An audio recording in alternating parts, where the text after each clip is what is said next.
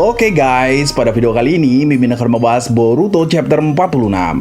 Chapter kali ini terbilang seru dengan menampilkan pertarungan sengit dan menyajikan berbagai hal menarik lainnya. Pada chapter sebelumnya, Kashin Koji pernah bilang bahwa ia diciptakan untuk menghabisi Jigen. Kali ini, Jigen bertanya tentang hal tersebut dan dijawab oleh Kashin Koji yang mana hal itu benar. Dirinya memang diciptakan dengan tujuan menghabisi Jigen. Karena alasan itulah, Kashin Koji bisa ada di dunia. Karena itu merupakan tujuan hidup dari Kashin Koji. Sementara itu, fokus cerita beralih ke desa Konoha. Di sana, mereka menonton pertarungan Jigen melawan Kashin Koji melalui layar yang tercipta dari kacamata Amado yang disiarkan langsung oleh seekor katak dari Kashin Koji. Naruto sempat bingung karena mendengar Kashin Koji bermaksud menghabisi Jigen. Naruto merasa aneh, karena yang ia tahu baik Kashin Koji maupun Jigen sama-sama tergabung dalam organisasi Kara. Cukup aneh mengapa keduanya hendak bertarung dengan serius. Di sana, Amado pun menjelaskan bahwa dirinya dan Kashin Koji hanya pura-pura menjadi anggota organisasi Kara. Tujuan mereka berdua hanya untuk menghabisi Jigen di saat yang tepat. Bagi Amado dan Kashin Koji, ini adalah saat yang paling tepat untuk mewujudkan niat mereka berdua.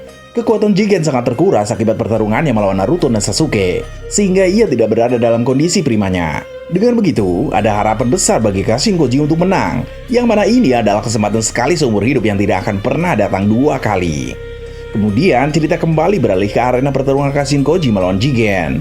Jigen menyindir Kashin Koji dengan mengatakan bahwa Kashin Koji hanyalah pria menyedihkan yang menjadi alat dari Amado. Namun, Kashin Koji tidak tersinggung sama sekali, karena ia merasa dengan begitu dirinya adalah seorang shinobi sejati. Mendengar Kashin Koji berkata tentang shinobi sejati, Jigen terlihat marah dan bilang Kashin Koji adalah sampah. Dengan cepat, Jigen langsung bergerak maju dengan niat menyerang Kashin Koji yang sudah melakukan segel tangan. Melihat Jigen telah maju, Kashin Koji langsung menyemburkan api dari mulutnya. Jurus yang Kashin Koji gunakan adalah Katon Bom Api. Karena Jigen memiliki segel karma, jurus transformasi alam semacam itu tidak ada gunanya. Jigen mampu menyerap api dari Kashin Koji dengan segel karma miliknya. Kashin Koji pun berulang-ulang menggunakan jurus yang sama walau tidak berefek apapun terhadap Jigen. Namun, rupanya itu hanyalah pengalih perhatian saja karena Kashin Koji muncul dan menyerang Jigen dari belakang dengan serangan bom minyak katak. Tubuh Jigen telah berlumur minyak. Kemudian muncul beberapa katak kecil yang meledak sehingga tubuh Jigen terbakar. Namun, lagi-lagi serangan semacam itu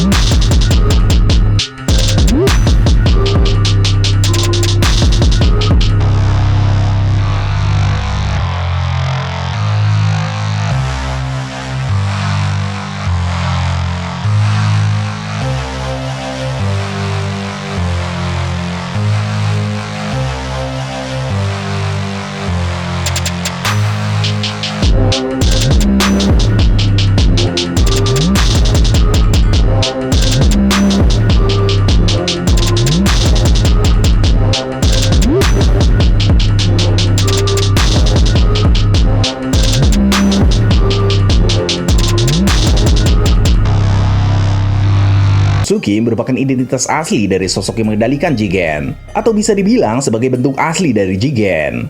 Amado menceritakan bahwa Ishiko Otsutsuki datang ke bumi sudah lama sekali bersama dengan Kaguya Otsutsuki.